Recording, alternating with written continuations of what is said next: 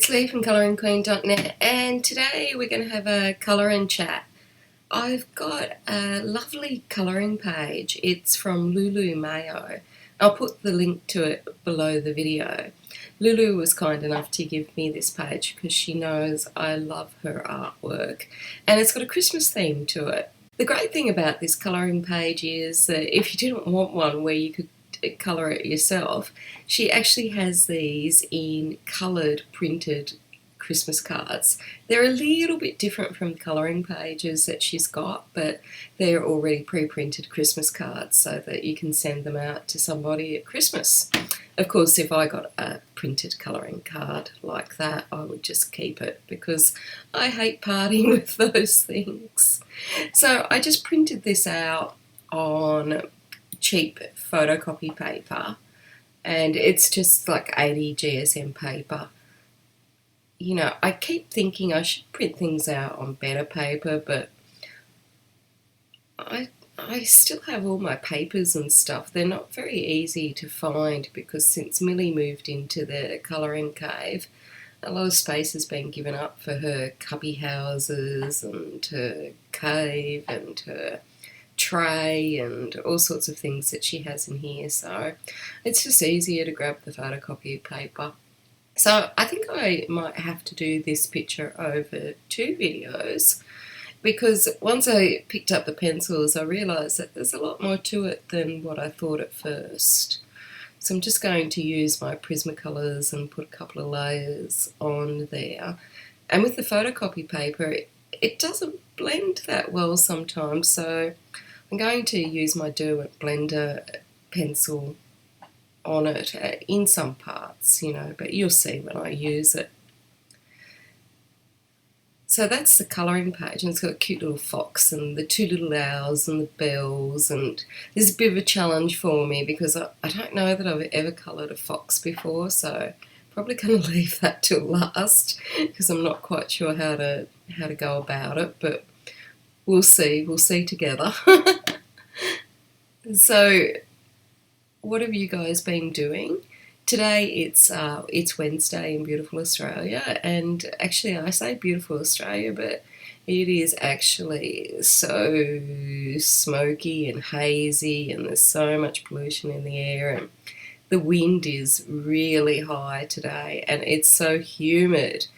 7:30 this morning I was sweating. You know, I hate to sweat.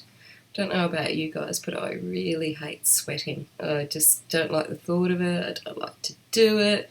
Don't like sweating at all. And it's, you know, November, so it's getting up to that time where it starts to get really humid here in Brisbane. But at the moment what we've got is the effect of the bushfires further north from us, thankfully. But at the moment we're in a council where any sort of fire lighting, even using a barbecue or power tools like welders or grinders, anything that can throw up a spark is totally banned at the moment, and there's massive fines. Construction sites have been all closed down and whatnot because any sort of fire is the last thing that they need here. There's 1,000 kilometres stretch of Australia that is just on fire at the moment, and it's horrendous. Yesterday I think when I got up it was like 5 in the morning and the sun was just like this giant ball of red. I wish I'd got a picture of it, but it was just like this red ball, and that's from the bushfires. So here in Brisbane, although we're not exactly close to the fires, we're probably an hour away, we're getting so much smoke and haze, and the wind is blowing up so much dust and whatnot. And every time I go outside I basically have an asthma attack, and I've been, you know, coughing for half an hour this morning, so it's just really not ideal weather at the moment. So keeping my Ventolin right next to me, and the smell is shocking, but I mean what we've got here is nothing compared to what the poor people in New South Wales and Queensland are going through. Like, people have lost their lives, people are missing, there's so much damage to property, there's so much damage to wildlife, and it just seems like it's never ending. And Sydney, where I used to live, a lot of Sydney has got bushland, and that's really getting the fires as well. But as well as Australia, I mean, we're getting some weird weather around the world, aren't we? Like poor California has got the fires as well, and there's parts of the US that are absolutely freezing. So I mean, it's just a pity we couldn't all, stabilise our weather, and we get some of the snow to put out the fires, and California gets some snow to put out fires. But it just doesn't work that way, does it? And as well as the awfulness of the fires, there's a lot of attention being given to the politics of the matter, like whether, more areas should have been burnt off, and, whether there should have been fuel reduction done and whatnot. So it's all, at the moment it's a bit of a blame game as well, because so many people are affected by these fires. Like, they are just everywhere, But anyway, so we've been very stressed out about the fires, but for a different reason. We've been, David's little nephew, who's not so little anymore, he's a teenager now, and I've known him since he was a little baby. He's got the most divine long black eyelashes and big blue eyes. Like, anyone would just die for them, It's always the way that the boys get the best eyelashes. But he's already had heart surgery once, and he's been on the list to have heart surgery. And so they finally got the call the other day, and he had to come down he lives up further past Sydney, where there's also bushfires raging out of control type stuff. And so they've had to make their way from there and leave the house and whatnot to come down, because he finally got the call that he can have his operation, have his second open heart surgery in Sydney. So he had that yesterday, and a 5-hour operation, which, he's come through, which, he's only young and strong, but still 2 heart operations is pretty rough. But no one was allowed in to see him, so even his parents had to go back up to New South Wales last night, and they went and checked on their house because they're on acreage, and they'll come back today, and hopefully he'll be able to see them today. But 5-hour surgery, and it's good that it's, been able to be done, but it would have been nice to be able to see him, but only his parents are allowed in to see him. Not even David's mum, his grandma, is allowed to see him at this stage, probably, because of the risk of infection and whatnot. So hopefully his parents can get in and see him today and see how he's going, which is good. But luckily he's already got a valve in his heart, so they didn't need to replace that with a mechanical one. So that's good news. So that's a bit of a relief. We were worried about them coming down, through the fire zone, and, it's just chaos out there. And coming down to get to that surgery appointment, because he had an aneurysm, and, they can pop at any time. So as I understand it, we're a bit short on details at the moment, but so super grateful that they were able to get down there and, get to that surgery and get it done, and hopefully he's going to be fine. We were thinking of going to Sydney so that we could, obviously be there for him, but because they're not letting in the visitors, we're not sure if it would just be a wasted trip. And, these fires are a serious worry. Even though we're not in the fire zone, we're in the fire ban zone, but we have a lot of bush area around where we're living, and there's a lot of koala conservation areas where we're living at the moment. There's always little signs out, watch out for koala bears, but I haven't actually seen one in the last year, but we see plenty of kangaroos here, but not many koala bears. They're hiding, but there is still plenty of bush, and sometimes, stupid people will light a fire, and, that will put us into a path that at the moment, I don't think we're really prepared for. I don't know about you guys if you have an emergency kit for what you would do, but I do have a like a binder that's got our ID in it, our passports and whatnot, because I've had the problem before of having my handbag stolen a couple of times and trying to replace your wallet and whatnot. But I must, put like $20 or $50 in there or something, some real money. And naturally, I'd always try and grab my handbag, and obviously David and Millie and Charlie. That would be, Millie, Charlie, David, handbag, the folder with the passports in it and our ID, and if I could, my resume with my qualifications in it and details. But yeah, there's other things that you obviously need, like if you find yourself evacuated, just simple things like toothbrushes and like money to buy a drink if you need to, or maybe even a spare cell phone. I don't know. I'm sure online there must be some sort of thing that you can look up to see what you should have in an emergency kit.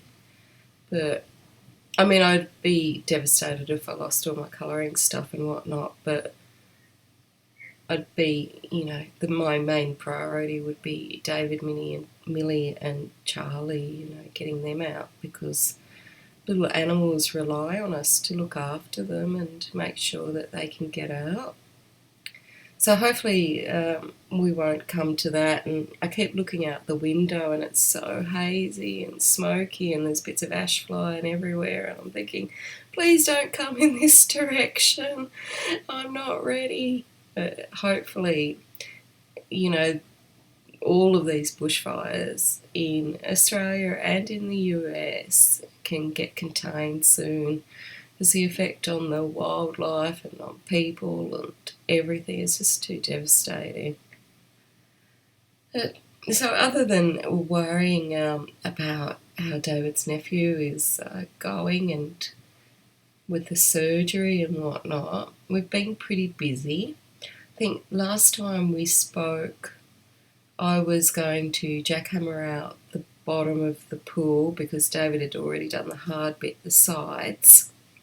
But because it's been so smoky and so polluted with the bushfires, I haven't been able to get out there because I've got asthma and it's just making it very difficult for me to be outside in that sort of weather, especially with really high winds. So I've put that off, and yesterday what I did was do some painting or do the undercoat on things. I'm not a very good painter. I think I need another painting lesson from David. I'm not very happy with my rolling, but I got it done, and I was pretty pleased that it was all done in time for him to come home and go, yes, you did it. So I was pretty pleased I got that one off my list. And now I've got to do the top coat on it, and I've got to do 2 more bedrooms, but he's given me the job of repairing all this plaster work in the bedrooms.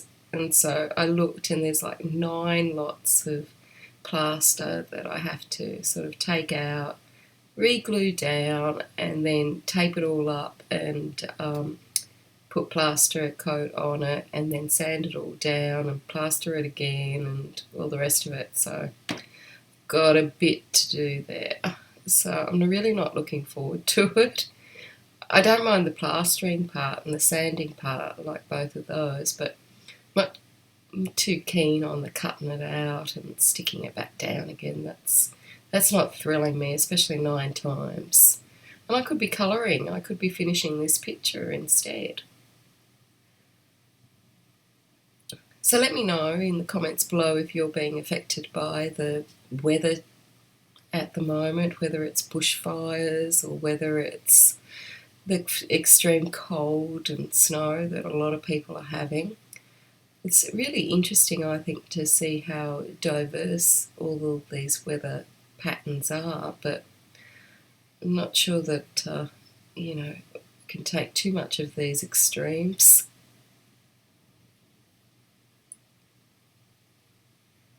I don't know about you guys, but lately all I do is I put my pencils in these little containers that I got from the stationery shop, and then I sort them into what I'm using, and then I forget which picture I was using those for.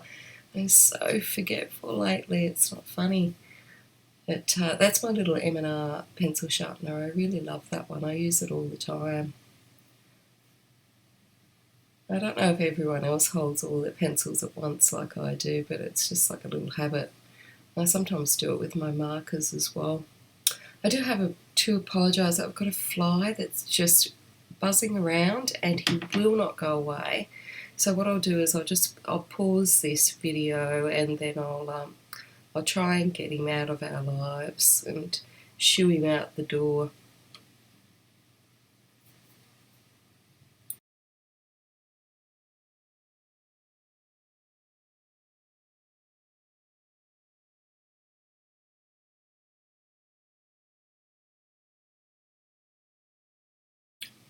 So I tried to get those pesky flies out and they will not go.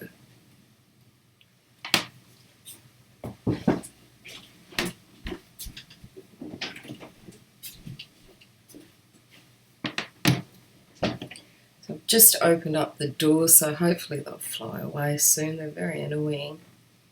But when I was trying to get them out, I noticed the wind is so severe, it's blown all my washing off the line and everything. It's just really high winds today, but I don't want to go out there again because every time I go out there I have to, protect my mouth and nose from sinus and having an asthma attack every time I go down there. So giving it a pass, and I'll pick it up later when hopefully the wind dies down a bit. But I got the letter today that my application to be a Justice of the Peace was accepted. So I have to go up to the court and get sworn in as a JP. So I think in the US the equivalent might be a notary public, I'm not sure. But it just basically means that you can sign certain documents and whatnot. And it's more of a community service type thing. You need it for some jobs here, it's really helpful, but it's more of a community service type thing. So maybe once a month I'll help out at like the shopping centre where they have JPs available for a few hours a day. So I might do that like maybe once a month or whatnot, but I have to get sworn in first, so I'm going to the court this week. And probably will have to sit around waiting for ages until a magistrate's available to take my oath. And then I've got to pay a fee and wait to get registered, so it's probably another 2 weeks after that. And then I can start signing away as a JP. So that'll be fun. And it only took 6 weeks, which a lot of people were telling me it take about 6 months to process, so it worked out very good. So at least that's one thing, that I've got organised. And on Friday, it's so funny this week. You guys have never met my partner David on film or anything, but I'm sure I've talked about him a few times. Over the years. We've been together, 20 years, so I'm sure I've mentioned him. But he's one of those guys that always thinks he can do anything, which is great because, he takes on these jobs. But to call it this week, he took on Man versus Palm Tree. So we've got like these 5-metre high palm trees, and they're right up against our pool that we're getting renovated next week, and all the plumbers and whatnot are coming in and resurfacing the pool and replumbing it and doing all the electricals and all sorts. And it's going to be one of those mineral pools where apparently when you soak in it, it's like soaking in a redox bath, like your muscles really love it. So seeing, not getting any younger, so that sounds pretty good to soak around in this giant bath. And plus I've got toys to go in it. I've got swans and whatnot to go in it, and I seen a unicorn the other night that I'd like. But yeah, so we decided that we were going to move these palm trees because they're right up against the pool and they can crack the concrete because they planted them far too close. And so David decided that he was going to do it himself. Now, bear in mind, these trees weigh like half a tonne to a tonne, and they've got a huge root system. So for days he's been out there like loosening it and making a trench around it and digging a giant hole for it to go into, and so I could see that this tree was just not going to move. And whenever he wants to move something heavy like a pinball machine or a double fridge or whatever, he always wants me to help. And they're far too heavy for me. Like, I always just end up with a broken back and just can't do it. Because he's a tradie, so he's used to lifting like 20 kilos of, 2 or 4 bags of concrete at a time, whereas I'm not. And he always sticks me on the end of all these heavy bits of furniture or whatnot. But so there's no way I wanted to help moving a half a tonne palm tree, and I've got a bad back to start with. So I rang up a couple of arborists, and the first one I spoke to was so funny. I didn't even tell him that David had been trying to move it himself, but he just goes, "Oh, you could never move one of those, manually. You've got to get, an excavator in and all the rest of it." And he was having a good old chuckle. And I thought, oh, poor David. He spent like days trying to move this tree by himself. But anyway, so I booked the excavator to come at 6:30 on Friday morning. And he's going to lift out our palm tree and relocate it about 2 metres away so the pool won't get affected by the root system. And hopefully it will survive. I've been watering it and I've got like a hessian bags around it to keep it nice and comfortable so it won't get stressed in the move. But of course, as soon as David's found that the excavator's coming, he's now got this whole other list of jobs. Like, he wants another palm tree relocated because it's also up against the pool. And he wants the trenches that he dug out last week with the trench digger for the plumber. He wants the excavator to make those a bit wider and, move some things around the yard and whatnot. So he's got this whole list now that the excavator's coming. And it's like, I could have booked this a week ago and, you wouldn't have messed around for 3 days trying to move this beast of a thing. But, you got to let him have his fun, Often it's more fun just trying to see if you can actually do those things and if you can find a shortcut or find another way. Like, because he has moved a lot of really heavy things. Because he's really good at lateral thinking. And we did have a small like concrete slab where the pool filter sits. And he was wondering how he'd move that, 10, 15 metres away. And what he did was set up these little plastic pipes on it like a little raft and sort of rolled it to position, which I thought was pretty clever because I would have just maybe got another slab. But, he does do things. He likes to sort of think about different ways of doing things, which I always like because I love a bit of good lateral thinking. There's always, more than one way to skin a cat. But in this way, man versus palm tree, man 0, palm tree 1. And so hopefully the excavators, because they've moved quite a few palm trees, hopefully, they'll be able to save the trees and that they'll still be okay because I really like them and they sort of give the garden a bit of a tropical look. And we need a lot more. We've only got the 2 or 3 of them because we lost 2 in some storms last year. But, they're at least a good start and they help with privacy and they're just nice. When we were pruning it a while ago, David actually woke up a possum that was sitting in it. So, the wildlife, the critters are enjoying it. So speaking of critters, this week my vegetable garden, which I probably talk about way too much and bore you to tears with, but it has been producing so many veggies. It's so cute. So there's all these cucumbers on it, and my little tomatoes coming up, my little capsicums. I had a lot of beetroot, but I ate some of it, but the rest of it's still coming up, and I've got corn and whatnot.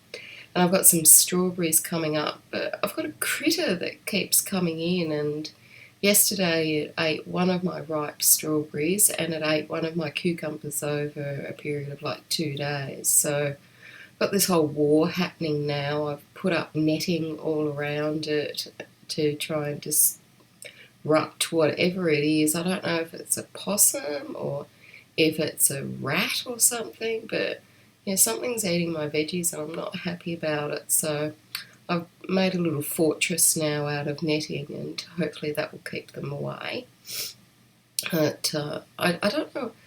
It seems to eat a lot, whatever it is, because it ate like half a cucumber one day and then it came back and ate the rest of it the next day. And it's eaten every strawberry that I've had that's ripe. It doesn't eat them when it's green, only when they're red. And it comes in and gobbles them all up. So I don't know what that's about.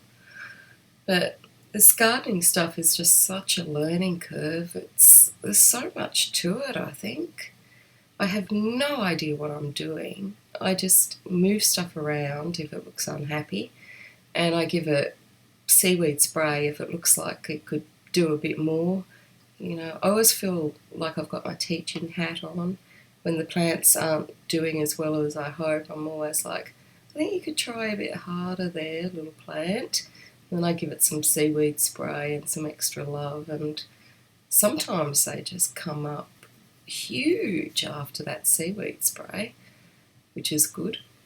At least you know you're on the right track, because otherwise I have no idea what I'm doing. But I've got some new plants this week, and there was some on special the other day, so I've got to plant those out. But with all these people, they'll be trapsing on the property next week for the pool renovation. I'm not sure if I should put my new little baby plants out or not, because they could easily get trampled with so many people around next week. So I might leave them in their little pots for another week and see how we go.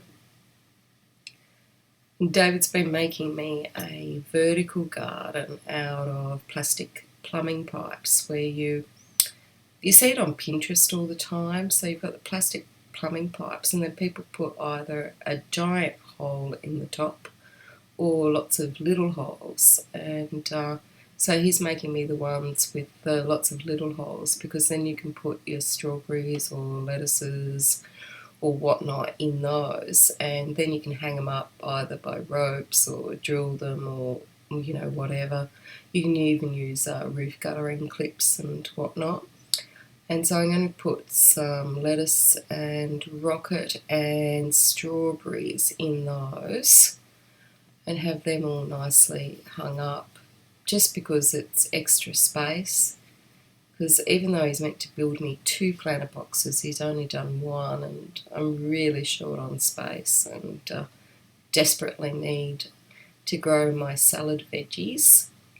So yeah, when he was doing that, I don't know what went wrong, but he ended up breaking the whole drill, and the whole thing stuck. So luckily he's got like 3 spare drills, so he had to go to, you know, his least favourite drill, but at least, you know, one's done. And now I just need the other few, because you can save so much space by planting them vertically rather than in the beds. I don't know what else has been happening. What else has been happening with you guys? Make sure you tell me, because I don't get out much. This is the only sort of contact that I have with the real live world.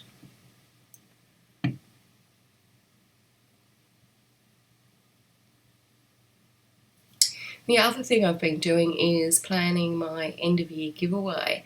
Now usually I call that a Christmas giveaway, but you know, at the moment, you know, the world is so diverse, and often we celebrate different things or not at all. Like this year, because it's our first Christmas without David's father, we don't really want to celebrate Christmas because his mum has said that she's not ready for that, and she's coming up here on Christmas night. So And also, all our decorations and stuff are still in Sydney in containers. We didn't bring everything with us, and one of those things was all the Christmas decorations. We thought we'd be back and have it all with us by now, but it just hasn't worked out that way. So rather than have an end of a Christmas giveaway, thought I'd just call it an end of year giveaway, because I did say that I would have 2 on YouTube. There's always my Love What You Do giveaways, which are regular on Facebook, and the ones that we have in our little Facebook group. They're, every month or every second month. But I thought I'll have another one, and I've been thinking that I'll probably do it off my blog, but I will announce it on YouTube and Facebook, but it'll probably be a giveaway that's off my blog, because I haven't done one on that for, I don't know, years. So just for something different. And I thought I'd make it an Etsy based giveaway, because with Amazon it's not in every country, and Book Depository have got some problems shipping to every country. Like some things just take months, like Mexico and South Africa sometimes. So I thought I'd make it Etsy, because then you could always get like a digital download and save on shipping, or you could get printed depending on which country and if you get good shipping. Or because there's such a huge range of stuff on Etsy and so many beautiful things, like you might not want a colouring book or pencils or something. You might want something completely different. So, or it could go towards like one of the really expensive luxury books that are always on Etsy. It wouldn't pay for one, because I just don't have enough money in the kitty for a huge prize, or a huge giveaway. But it could certainly contribute towards a more expensive book. So I'm going to have that, which is going to start on Friday Australia time, and I put that on my event calendar, so I can't remember the exact time I've got it down for, but if you check out the event calendar on my site, it'll be on there. So there's that. And the other thing that I've been doing is I've been going through my bathroom cupboard, and I don't know why, but I got this urge that I need to get rid of or use up like all the bits of products and stuff that you buy, and that you get little half jars or little bits left in the bottles or whatnot. And when you buy, Hope in a bottle, and it's meant to erase all your wrinkles and whatnot, and it does nothing, and you get halfway through the bottle and you've found the next shiny thing that will give you the promised hope that you want, and none of it ever works, and so you're always moving on to the next product or whatnot. So I've got all this hope in a bottle that I'm trying to use up. So this week I've been going through and using up all the little bits of body lotion that I've got in different jars, so that I can throw out the jars and clear up space in the bathroom cupboard, and also so I know which products I like and will buy again, or which ones not so much. I've been using up like the face masks. They've only got a little bit in it, and just all the little bits that you collect. I've been trying to use up a little bottle of hair treatment oil, so I've been putting that on all the time just so I can use up the rest of the little bottle.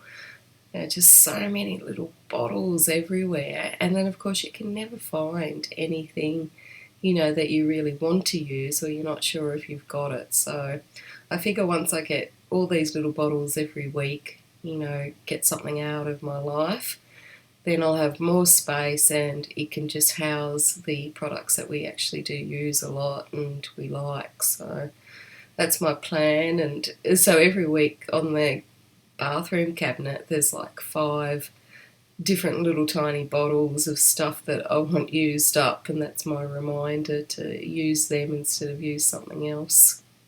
So I don't know if you guys do that regularly, clean things out to get rid of them.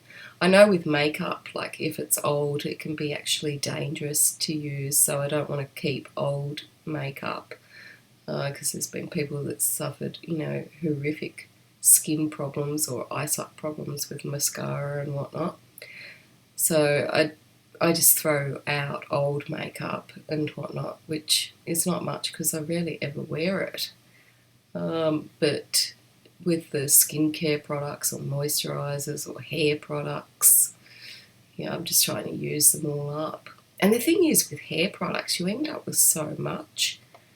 Like, you get oil treatments and shampoo and conditioner, and then when I had short hair, there was all these styling gels and whatnot. And then with the long hair, you've got to constantly worry about split ends and all the rest of it. There always seems to be all of these things that you've got to buy.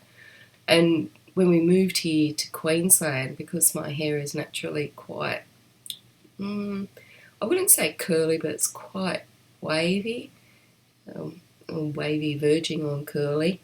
And up here with the humidity, it just goes to frizz. But the only thing that helps it is like a sea salt spray that sort of gives it like that I just fell out of bed or I just fell off a beach type look. So yeah, you end up with all these products that you don't use or that you've changed hairstyle on. So some of those I just have to throw out because I'm not going to use them. They'll be sitting there for too long and they won't be any good. So I think this is the first time I've ever done like a gold bell. I can't recall doing it before.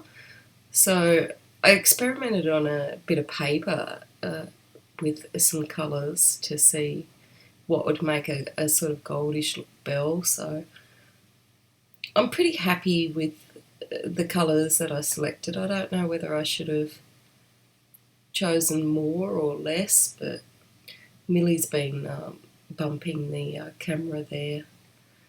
She loves to give it a nudge. But yeah, so I'll have to experiment a bit more with the golds and whatnot, and maybe if there's meant to be a fourth colour that should go in other than white. That pesky fly will not go away. But yeah, I think I've made an alright guess, but I'm trying to challenge myself lately to do things that I wouldn't normally do, like this little fox and the gold and whatnot, and just, see how we go. And, you can only learn from your mistakes or look at what you've done and see if there's something that you like or dislike or what you could do better or if, you're happy with it or whatnot. So I think, I am happy with the colours that I chose. I'm not too sure about the blending and the shading though.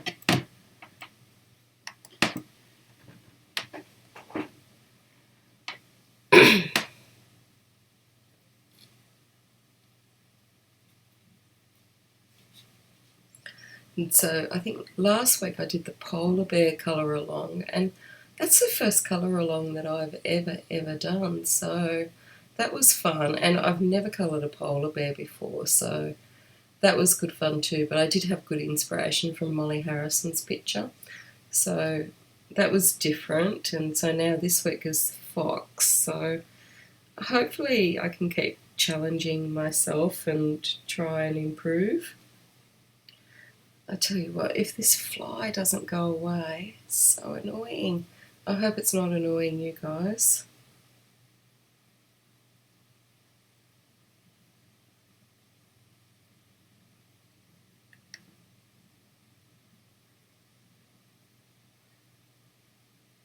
And I thought next week I was going to have a colour with me. So I've got some artwork and I was going to make that available for a free download so that we could all colour the same picture. But I'm not sure yet, if it's going to be either a toss-up between mandalas or maybe mermaids or maybe kitties, because that would be different for me as well. But, one of those maybe, and hopefully I'll get time to get that page together by next week so that it can be downloaded. And yeah, have a different sort of thing, a different colour with me type thing where we'll colour the same page if you want. So I'm not sure. It might be a mandala yet because that would be the easiest for me to put together at this time. But we'll see how we go. See if we've got time and whatnot. So I know next week I'm going to be super busy because I've booked the tiler to tile downstairs bathroom.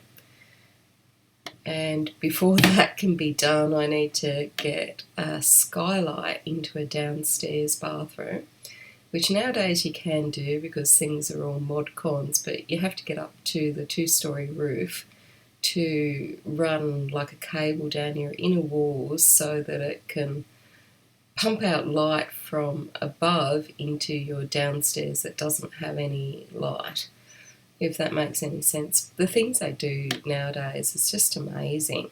So yeah, I don't know that I want to go on the roof, but David's got a harness and we do have a scaffold up that can get us onto the roof. But it's 2 stories, so it's quite high, and I've never been on a roof on a 2-story place. I've only been on like a 1-story place, so I don't know that I'd like that. But if I have to do it, I will, and get up there and just install this funny skylight that you can get light. So I've got to get the skylight in, hopefully before the tiler comes so I can see what he's tiling. And I've got to get the wall, I've got to put down a small concrete slab, and David's going to do that. And I've got to put the walls up in the bathroom. So the timber's already there, but I need to put the, what you call drywall or something like that in America. I've got to put that on the wall, and then I've got to plaster it. I've got the waterproofing guy coming on Friday, so it will dry over the weekend. And then I've got the tiler coming on Monday to tile it all. So yeah, I've got a bit to do, and I can't lift the sheets for the bathroom wall by myself. They're too heavy. So I need David's help with that. But luckily it's only a tiny bathroom, so surely it won't take us long to get it sheeted, and then I'll just plaster it because I like plastering. It's like icing a cake, and so I'll do that. And I've got so much painting and whatnot to do around this house because it's all for, as I call it, Operation Mother-in-Law. So when David's mum comes up on Christmas night, because she hasn't been up here, and because it's the first year without David's dad, first Christmas without him, and he was our Christmas. He did the Christmas cooking and, all the rest of it. It's going to be really different this year without him, and also as we think about where we were last year with that, and I don't want to get into that because it's sort of sad and depressing, but yeah, it's going to be really different, and I really want her to be happy and, really like it here. So that's why I'm, really trying to get this bathroom done and a little kitchenette and all the rest of the things that need to be done on this house so that when she comes, she's happy with her stay and she's comfortable. And if she stays in the area downstairs that we're doing, that she's got her own bathroom and that she's got her own little kitchenette, and we're looking out over the pool, which would be quite nice, and, that everything looks kind of nice for her. And, and she's lovely, by the way. She's not one of those mother-in-laws that you hear about that's really unpleasant and all the rest of it. She's absolutely lovely. So she wouldn't care if we hadn't finished all the things. But I really want it finished. I really want the garden to look nice and all these flowers to come out, and I really want all the things on my project list to be done and everything to be nice so that she enjoys her stay. So, and David's younger brother is coming with her, and he's the only one that's actually come to Brisbane to visit us. So he came up in September for his birthday, and so he's seen the partial construction site here, and so hopefully when he comes at Christmas time he'll say, wow, you guys have done an amazing amount in the last few weeks. So that's the plan. And as I say to David, we need to get it done because you never know, I might actually get a job So speaking of the job thing, I still don't have a job, but that's fine because I've got plenty to do during the day, so much to paint and so many seeds to plant and pots to move and things to colour and, all the rest of it. I really don't have time for a job at the moment, but I would like someone to give me money once a week if that was possible. But I was thinking about taking some of the qualifications I've got off my resume, which was kind of a little bit depressing, and I said that before. And I haven't done it yet, but I was talking to the neighbour at the back of me the other day, and she said she was looking for a job up here for 12 months because she wanted, like me, something in the local area. And she went to one of those places that help you with your resume and whatnot. And they told her exactly that. They said, take your qualifications off your resume and just put like the lowest qualification that you've got on the very last page of your resume. And for the reason that it just seems like you will get a job quicker in this way because they're not looking for people, that are qualified more for work that is usually done in the CBD district. So, and she said after she did that, she got a job. So I thought, well, first of all, at least I feel better knowing it's just not me, that can't get a job because they're being told all the time they're overqualified.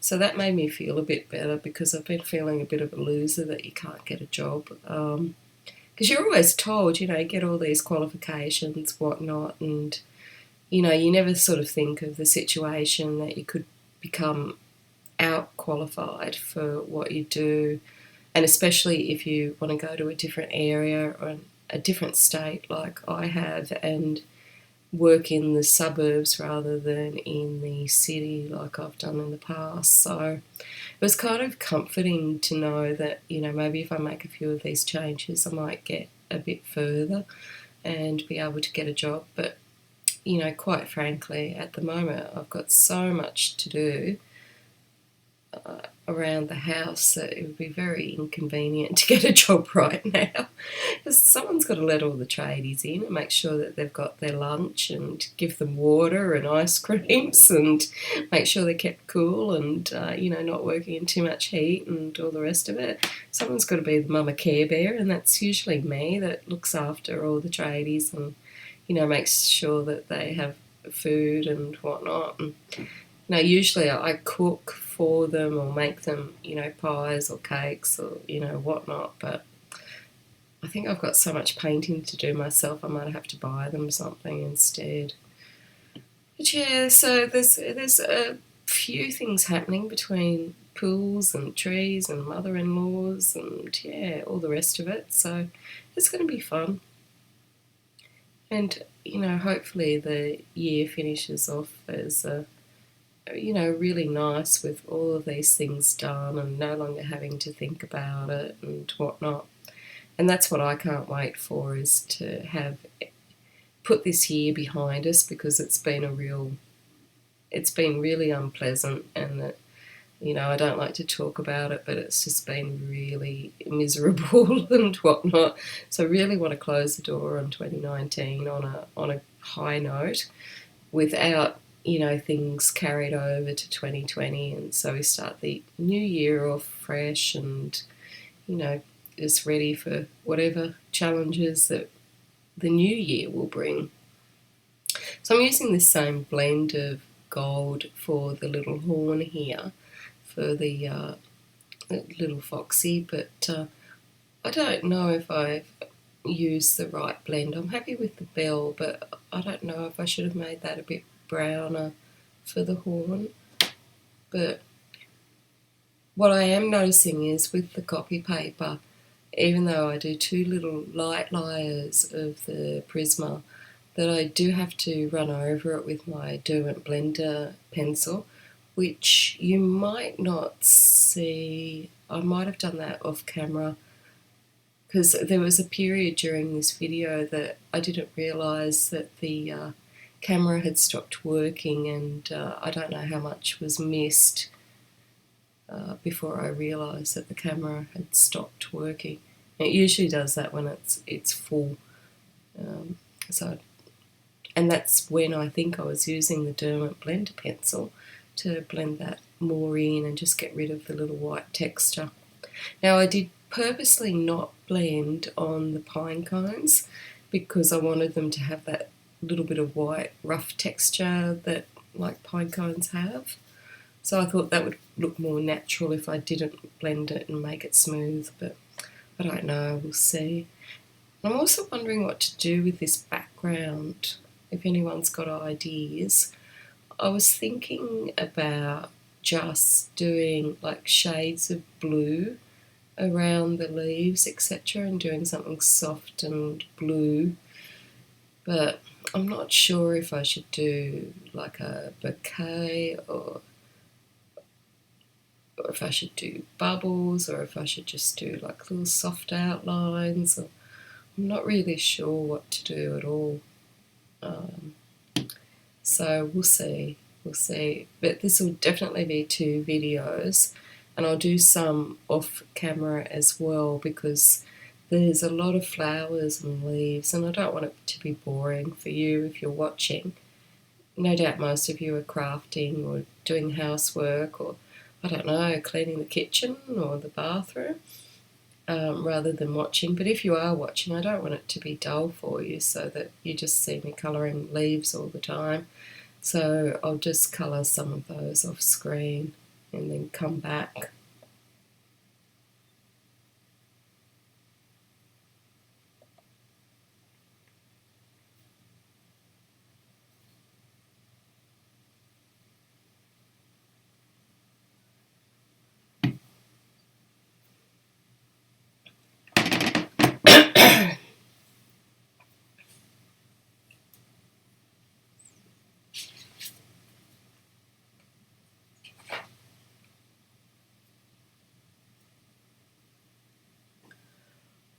I really have to start thinking about what I'm going to have for lunch. Absolutely starving at the moment.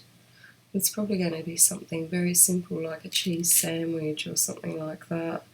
So I've been up since 5, but I've had people come around to give quotes and lots of phone calls and the bushfires and whatnot. So I feel like I haven't really got much done.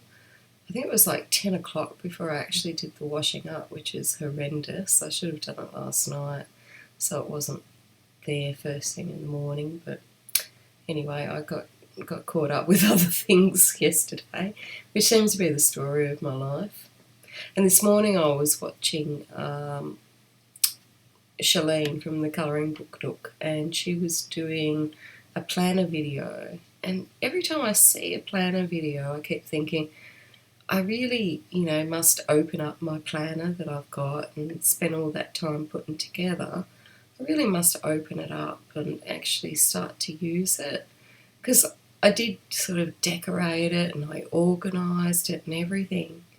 But at the moment I feel like it's more of a yearly planner where you write all the things that you wanted to do that year or your entire to-do list type thing, rather than a weekly planner. But every time I see a planner video, I get like planner envy and think, if only I could learn to actually open it up and use it every day, I wonder what life would be like. But at the moment, what I do instead of, I've got the planner, but because I wasn't using it, I couldn't train myself to actually open it. For some reason, I filled it all in, but I couldn't actually get myself every day to open it up and see what was happening. And I've had a bullet journal before, and by the second month of the bullet journal, I'm always out of control and have forgotten to put in the next month's things, and I'm still carrying forward stuff from like 3 months before because I always write out way more than what I can achieve. So the bullet journal didn't turn out for me either. So what I'm doing now is I've got a little tiny whiteboard that's got the days of the week on it, and that's where I write down like this colour and chat or review or whatever. And I've got a to-do list for general things each day, mind you, I never get through my to-do list. Never. I don't know why. I think I just get distracted really easily with other things. So I never get through that. Like, there's people that I've meant to phone 6 months ago that I still haven't got to. So, sorry. And I've got the to-do list for every day, and then I've got like a monthly calendar. It's a book, and it's got a calendar for each month and some spare bits of pages and whatnot. And it's roughly A4 size, so the calendar's A4 sized. And so what I do is I plan out the whole month, and then for each week of that month I transfer those activities to the whiteboard, and then I can just tick them off on that week and change them around on the whiteboard. And I do my calendar in with my Pilot erasable pen so that I can erase things as I want. And it's got like a little side bit for to-dos and reminders and whatnot. But I am never on time with anything. I never get through the to-do list. I don't know what it is, if I just overestimate everything. I don't know. I think it's because I get caught up with doing other things personally. That's what we'll call it. But so I look at that because I keep it open on my desk. And with the to-do list, I keep that on my desk as well. And the whiteboard is actually behind where I film. So I keep all of those things sort of front and centre. But then I end up with, like, because that's just colouring queen related stuff. And so for general life, I ended up with bits of paper or sticky notes or just, a little bit of a shambles sometimes, to be honest, all over the place. And I've tried putting those things in the planner, and I've tried putting the colouring queen things in the planner. And it's not the planner's problem, because the planner is gorgeous and it's really organised and whatnot. It's just me, for some reason, I can't sort of train myself to look at it each day and to write down the things for the next month and actually follow through and do it all the time. I'll have a couple of weeks where I do it religiously, and then I'll just go by the wayside. But so it's me that needs the training, not the planner. But I think I'll finish up here we'll come back later in the week to finish off this picture, because it's just a bit too much for me to do in one sitting today. And this wind, etc., is knocking me around, and I don't want to cough all over you and splutter, so I shall take myself off, and I shall see you in part 2 of this beautiful Christmas colouring page from Lulu Mayo. If you like the page, you can get it from Lulu's store. I'll put the link to it below the video, and I will be back later on in the week with the part 2 of this actual colouring page. So until next time, happy colouring.